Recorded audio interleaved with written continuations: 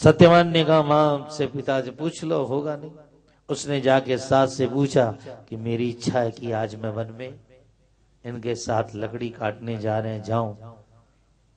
उन्होंने कहा नहीं बेटी, तेरे पैर तो इतने कोमल है, राजा की राजकुमारी है, इस धूप के अंदर आओगी जाओगी तुम बड़ी परेशान हो जाओगी, रहने दे बेटी, मत जा। सावित्री का बड़ा मन था जाऊं, लेकिन सास ने कहा मत जा। उसने तो इसी हिसाब से, लेकिन उसी समय वो ससुर आए, उन्होंने कहा ये क्या कर रही तू?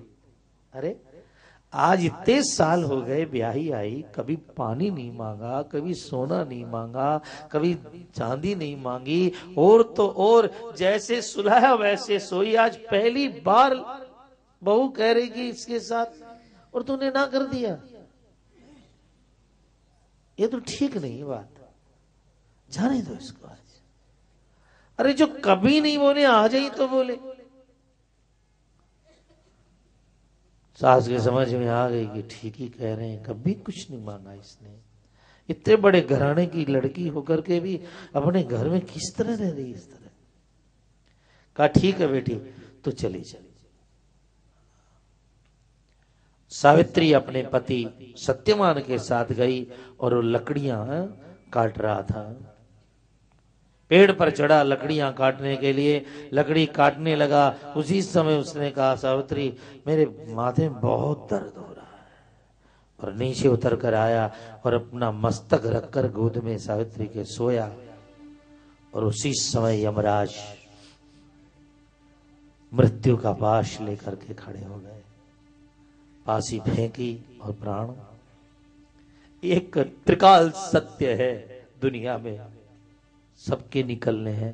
कोई रात सोया सोया ही रह जाता है, कोई बैठ करके चला जाता है, कोई खड़ा रह के चला जाता है, कोई आरती करते करते भी चला जाता है, कोई गंगा नहाते नहाते भी। यहां नहीं जाएगा ऐसा है क्या? मौत से कब मुलाकात हो जाए कोई पता है? यमराज आए और फांसी फेंकी और प्राण निकाले। उस समय में सावित्री जप कर रही थी ओम ह्रीं नमः। मैंने पहले बताया ये बहुत जोरदार मंत्र है। ओम, जो बहनें चाहती हमारा सौभाग्य बना रहे, कोई कमी नहीं आए, धन की दौलत की, बस ओम ह्रीं नमः। ओम बचपन से लेकर आज 16 साल की उम्र तक सावित्री ने इतना जप किया था माँ का, इतना जप किया था। माँ यदि मैंने आपकी श्रद्धा से भक्ति की है तो मेरे पति के प्राण ले जाने वाले यमराज का मुझे दर्शन होना चाहिए। और उसी समय काले रंग भैंसे पर चढ़े हुए यमराज दिखाई दिए। सावित्री घबराई नहीं, मेरा पति मेरे साथ। यमराज निकाल करके फांसी में बांध के लेकर जाने लगे। आकाश में उठे और 2 कदम 4 कदम चले का छम छम आवाज सुनाई दी। यमराज ने सोचा आज तक कोई नहीं आया पीछे, देखा सावित्री आ रही है पीछे। यमराज ने मुड़कर कहा बेटी सावित्री लौट जा, क्योंकि जिस मार्ग में मैं तेरे पति को लेकर जा रहा हूं उस मार्ग में कोई भी जाता नहीं है, लौट जा।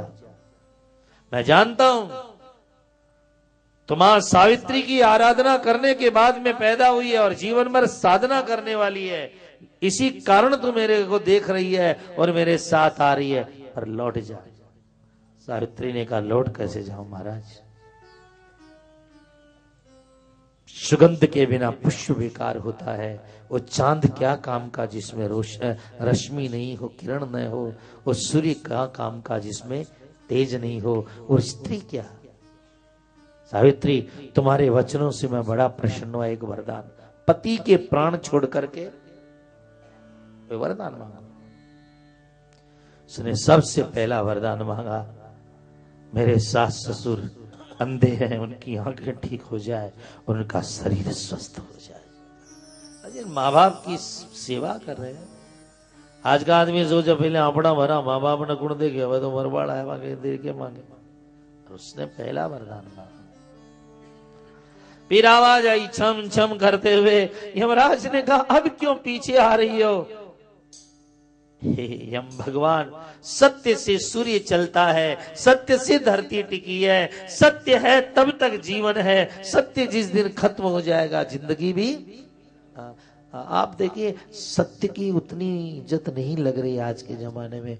लोग कहते हैं बेईमानी माता तेरा हसरा चल रहा है आजकल। तो ऐसी बात नहीं है साहब। मृत्यु के समय घूस चलती है क्या? नहीं चलती। सत्य से सूर्य चलता है। ये वेद, ये शास्त्र, ये धर्म सत्य पर चलते हैं। और सत्य यही है कि वो मेरे पति हैं और मैं उनकी पत्नी हूं, इसलिए मैं पीछा नहीं छोड़ सकती। मैं अपने तप और साधना के कारण आपके साथ में जा रही हूं। आप जिस लोक में उससे ले जाएंगे वहीं जाकर मैं वास करूंगी। सावित्री, तुम्हारे में शक्ति मां की आराधना से आई है, बढ़िया अच्छी बात है। सावित्री ने थोड़ा बात में उलझाया यमराज को। यमराज जी, नरक कौन जाते हो और स्वर्ग कौन जाते हैं? यमराज ने बताया, जो अच्छे कामों में रत है वो स्वर्ग जाते हैं और जो बुरे कामों में रत है वो नरक जाते हैं। हरे वृक्ष को काटने वाले लोग नरक की यात्रा पर जाते हैं। जिस वृक्ष के नीचे पशु पक्षी बैठते हो, ऐसे वृक्ष को काट देने वाले लोग नरक की यात्रा पर जाते हैं। अपने स्वार्थ से हत्या करने वाले लोग, स्वार्थ से पूरा करने के लिए कुकर्म करने वाले लोग, माता पिता का गहना बेचकर भद्रा पीने वाले लोग स्वर्ग कौन जाते हैं? माता पिता की सेवा करने वाले लोग। अपने धर्म पर। तो महाराज मैं धर्म पर चल रही हूँ क्या धर्म पर चल रही हूँ? का धर्म पर चल रही हूँ तो मेरे पति को छोड़ दीजिए। उलझाया बातों में। फिर कहा, अच्छा पति के प्राण छोड़ करके तू दूसरा वरदान, 3 वरदान मांगे। उसने कहा, मेरे माता पिता भी संतानहीन हैं और मैं ही बेटी हूं उनकी भी घर में पुत्र की संतान पैदा हो जाए, उनके घर में भी आनंद हो जाए, धन दौलत की कोई कमी नहीं रहे। कहा, अब लौट जा। और फिर देखा तो फिर आवाज आ रही है। अब यहां बड़ा प्यारा लगता है साहब, क्या शक्ति है सावित्री में जो यमराज को देख पा रही है।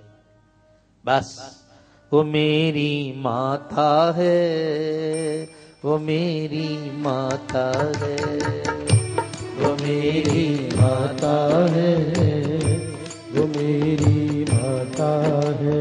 अब की बार सावित्री ने चलते चलते माँ से प्रार्थना की, माँ मैंने तेरा व्रत किया, धर्म किया, माँ बेटी तेरी तुझे पुकारे, मुझको दर्शन देना माँ। बेटी तेरी तुझे पुकारे, मुझको दर्शन देना माँ। भाग्य मेरा यमराज ले रहा, इसको वापिस करना माँ, इसको वापिस करना माँ।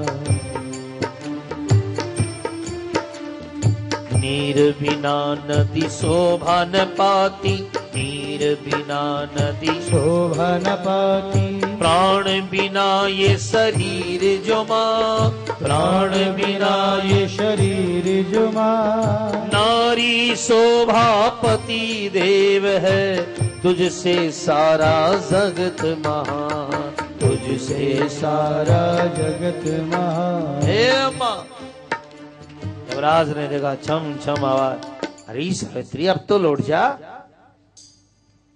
कैसे लौट जाओ महाराज?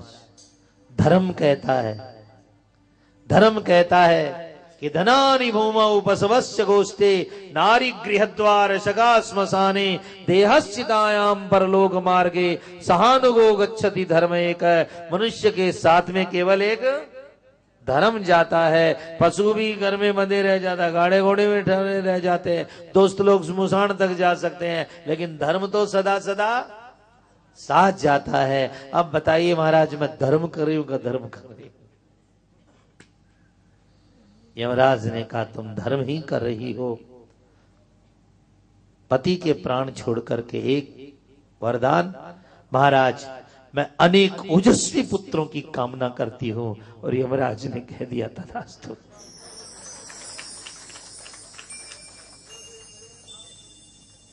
पहली बार इतिहास में यम की आंख में आंसू थे। पेट के बच्चे मार देता है, आज के विवाहों को मार देता है, जन्मे को मार देता है। कैसे कैसी मौत हो जाती है साहब, पढ़े नहीं जाते अखबार। कितना निर्दयी है यमराज, ऐसा निर्दय होगा वो। जन्मते को मार दे, विवाहित को मार दे, अनब्याही को मार दे। ऐसे मौके में प्राण चले जाते हैं, एक क्रूरता की। लेकिन आज यम की आंख में आंसू आ गए। हे सावित्री, तो किसकी आराधना करती है जिसने मेरी बुद्धि को इतना कुंठित कर दिया? सावित्री ने कहा, वो मेरी माता है, वो मेरी माता है। यमराज ने कहा, ए सभद्रे मया मुक्तो भरता थे कुलनंदिनी, आज तक यमपास से कोई लौटा नहीं, ले मैंने तेरे पति को छोड़ा।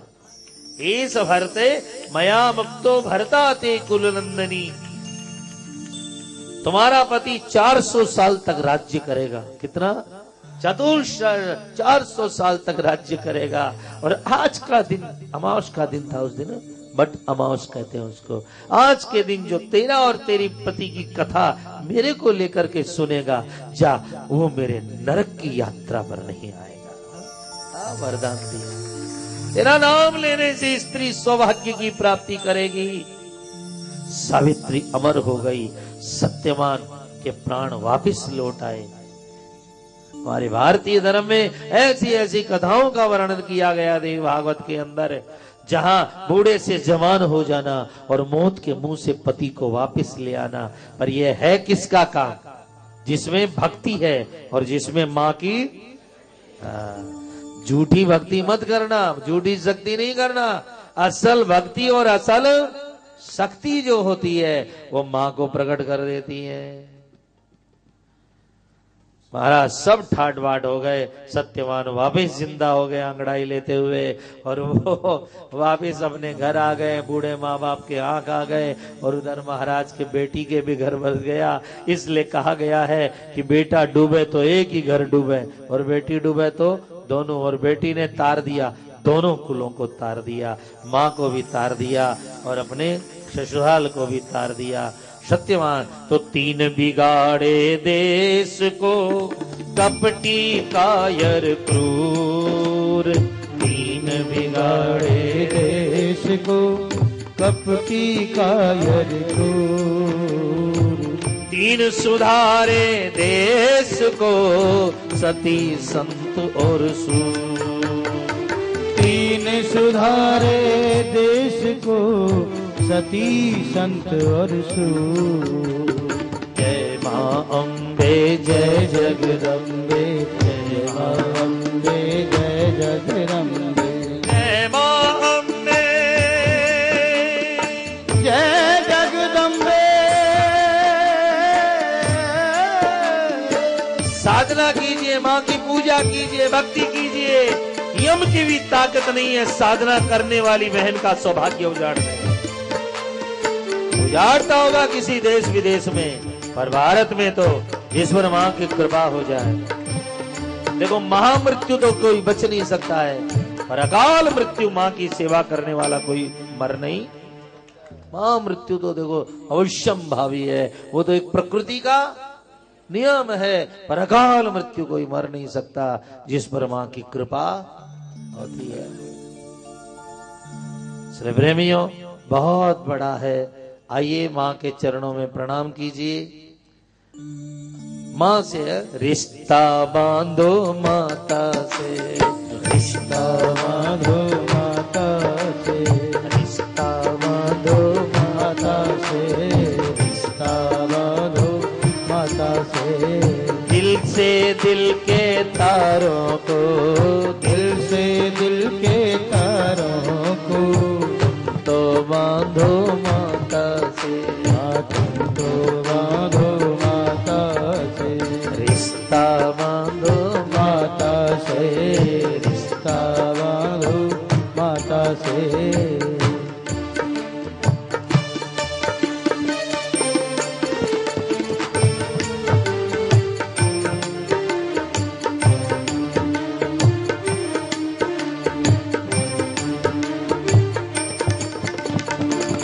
रिश्ता बांधो माता से, रिश्ता बांधो माता से। देवी भागवत में यमराज और सावित्री का संवाद बहुत बड़ा है। यमराज ने सबसे बड़ा दान बताया, अन्नदानम परम दानम न भूतो न भविष्यति। जो मुख्य बात आपको सुना दे, यमराज ने कहा सबसे बड़ा दान सावित्री अन्नदान है, क्योंकि आदमी सोने के बिना रह सके, चांदी के बिना रह सके, हीरा मोती के बिना रह सके, पर रोटी के बिना।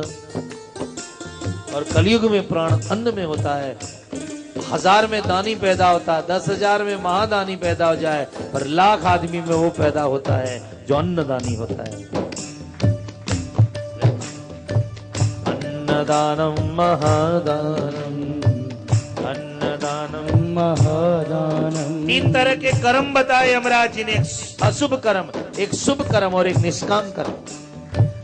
अशुभ कर्म पापी करता है, शुभ कर्म ज्ञानी करता है, पर निष्काम कर्म महात्मा करता है। निष्काम कर्म ईश्वर से प्रेम कराते हैं, शुभ कर्म तुम्हारा घर धन दौलत से भर देते हैं।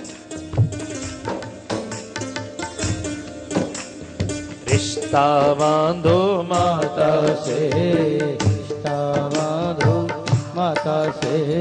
दिल से दिल के तारों को, दिल से दिल के तारों को तुम तो बांधो माता से, तुम तो बांधो माता से, तुम तो बांधो माता से, तुम तो बांधो माता से। जय मां अम्बे जय जगदम्बे, जय मां अम्बे जय जगदम्बे, जय मां अम्बे जय जगदम्बे, जय मां अम्बे जय जगदम्बे, अम्बे जय जगदम्बे। जय मां अम्बे जय जगदम्बे। भाई मेरे ऊंचे मंदिरा वाली माता तेरी सदा जय कारा सिरा वाली दा बोले सांचे दरबार की जय।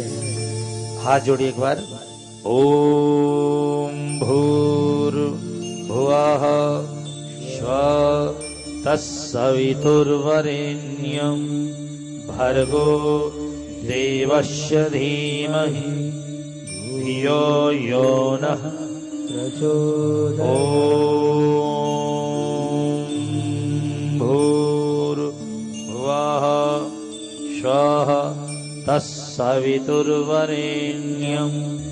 भर्गो देवस्य धीमहि धियो यो नः प्रचोदयात्। धियो यो नः प्रचोदयात्। धियो यो नः प्रचोदयात्। ओम नमः चंडिकायै नमः। ओम नमः चंडिकायै नमः। आओ प्रेमियों, अब हम आप लोगों को गायत्री माँ के लिए सुनाते हैं।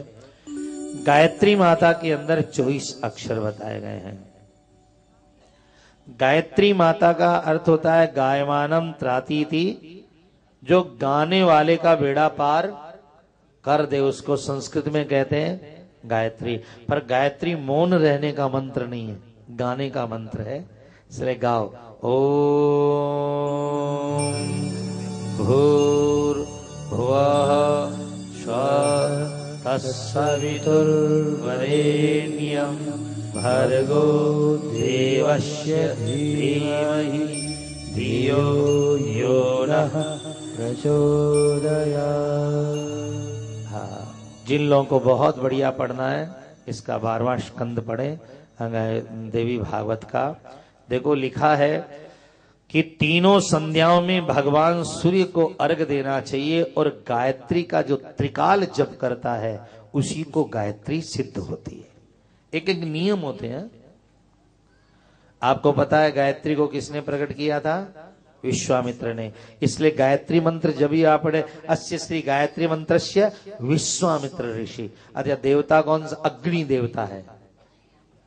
अग्नि के पास में पड़े तो ज्यादा, सूरज के सामने अग्नि के पास में पानी में करे साधना तो बढ़िया है, लेकिन वहां सूर्य और अग्नि के सामने ज्यादा सार्थकता देती है, क्यों? अग्नि ऋषि है इसका।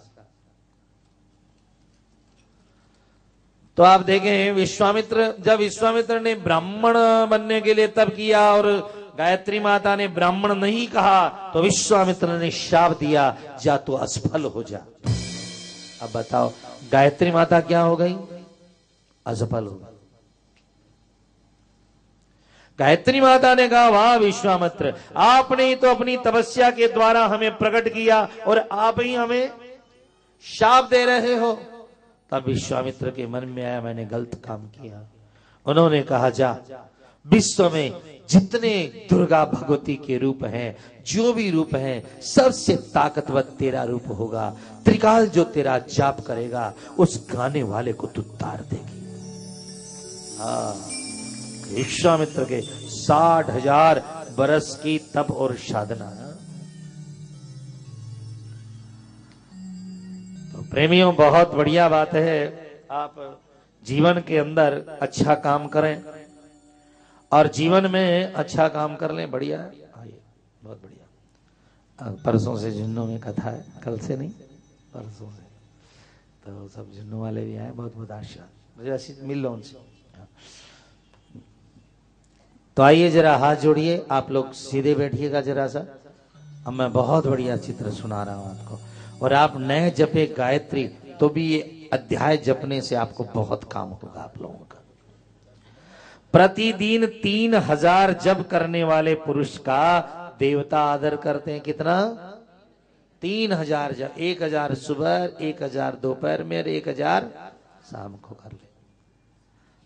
चाह बहनों को गायत्री जपना चाहिए कि ऐसे हम तो कहते बहनें स्वयं गायत्री माता हैं, उनको क्या गायत्री की दरकार है, उन्हें तो कोई नारायण मंत्र जाप करना, आप तो खुद ही गायत्री हैं। जब करें कोई बात नहीं है, लेकिन हमारे यहाँ ब्राह्मण यदि यज्ञोपवीत धारण करके और शिखा सूत्र धारण करने के, सन्यासी को भी गायत्री वर्जित है। क्यों? क्योंकि वो चोटी छोड़ देता है, जनेऊ भी, तो सन्यासी के लिए गायत्री नहीं है। शिखा और सूत्र वाले के लिए गायत्री बताई गई है। जो गायत्री का 1000 जप काम करे वो प्रसिद्ध ब्राह्मण बनता है, पर 3000 प्रतिदिन करे तो देवता आदर करते हैं गायत्री का। अंगन्यास करन्यास बहनों को करने की कोई आवश्यकता नहीं है गायत्री मंत्र के लिए। और आइए आप देखें गायत्री में कितने अक्षर बताए थे कल? 24 अक्षर हैं, तो एक एक अक्षर का एक एक ऋषि है। आइए 24 ऋषियों का नाम सुनिए, गिन लिए। वामदेव, अत्रि, वशिष्ठ, शुक्र, कण्व, पराशर, विश्वामित्र, कपिल, शौनक, याज्ञवल्क्य, भरद्वाज, जमदग्नि, गौतम, मुद्गल, वेदव्यास, लोमस, अगस्त्य, कौशिक, वस्य, पुलस्त, मांडुक और परम तपस्वी दुर्वासा, नारद और कश्यप, ये 24 ऋषि हुए हैं। आप जब गायत्री मंत्र कर देना तो ये 24 ऋषि आपके साथ में आ जाते हैं। और ये भारत किसका देश है? अब तो कुर्सी का हो रखा है, पर ये है देश किसका? ऋषियों का देश है। आपका कौन सा गोत्र है? हाँ हाँ, आपका जो गोत्र है वो आपका ऋषि है। जैसे किसी का वंशल गोत्र है तो वंशल ऋषि की संतान है आप लोग। ऐरण गोत्र, आप ऐरण हंस गोत्र तो आप हंस ऋषि की संतान है। हम भारतीय कुत्ते बिल्लियों से जन्मे हुए लोग नहीं है। कई ग्रंथों में कहा कि जानवर से आदमी पैदा हुआ, अरे नहीं नहीं, ब्रह्मा जी सोए थे, विष्णु जी शयन कर रहे, ब्रह्मा प्रकट हुए और उनके द्वारा, ब्रह्मा जी के द्वारा ये जन्मे। इसलिए आप ध्यान दें, हम ऋषियों की संतान, हमारा गोत्र वशिष्ठ गोत्र है, हम वशिष्ठ ऋषि की संतान है। पराशर गोत्र पराशर ऋषि जी की संतान है। आप यहाँ बंबई में गोत्र याद नहीं रखो तो भी चले, लेकिन दक्षिण भारत में कभी पूजा कराने चले गए साउथ में और मंदिर में फूल चढ़ाने हैं तो बिना गोत्र के आपके फूल नहीं चढ़ेंगे। पंडित जी बोले गोत्र बोलिए, और राशि भी पूछते कौन सी राशि। तो ध्यान देने की बात बहुत ज्यादा है। जरूरी है ध्यान देना। तो हम सब ऋषियों की संतान हैं, ऋषियों की भूमि है।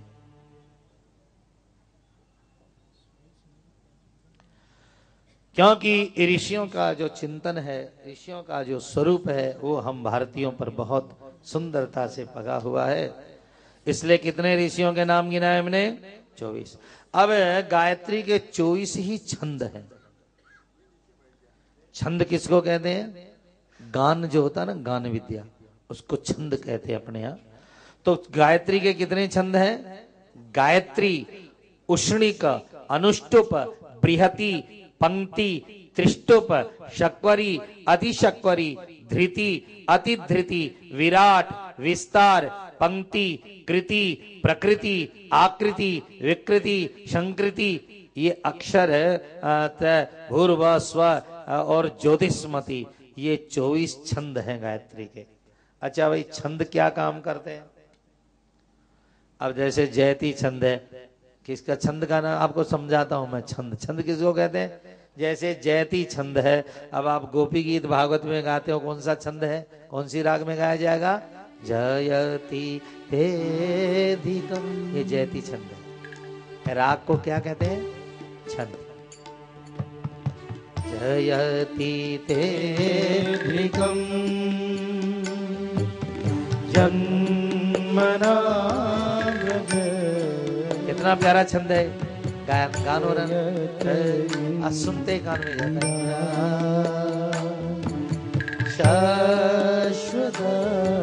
है। ये सातिंद्र वज्रा छंद है। कौन सा छंद है? सातिंद्र वज्रा। कौन सा छंद है सातिंद्र वज्रा? ये देखिए, आप लोग गाते हैं आप, कस्तूरी तिलकम ललाट पटले वक्षस्थले कौस्तुभम। छंद को यदि ढंग से गाया जाए ना, तो जैसे कमल की पंखुड़ियां खुलती है, आपकी दिल की पंखुड़ियां खुलेगी और प्रभु आके बैठ जाएंगे। हाँ, छंद बहुत जरूरी है। गान में छंद बढ़िया गाना होना चाहिए। अलग अलग छंद है हमारे यहाँ। शिखरणी छंद है अपने यहाँ। एक एक श्लोक आप सुने, इतने बढ़िया होते हैं छंदों के, आप सुनते ही रह जाएंगे। अच्युतम,